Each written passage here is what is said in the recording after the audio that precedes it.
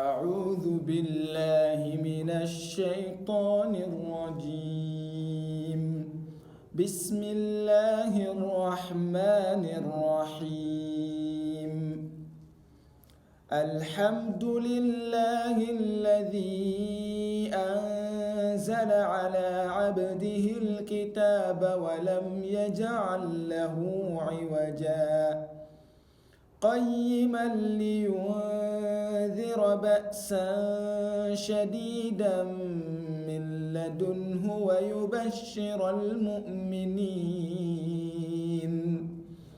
ويبشر المؤمنين الذين يعملون الصالحات أن لهم أجرا حسنا ماكثين فيه أبدا وينذر الذين قالوا اتخذ الله ولدا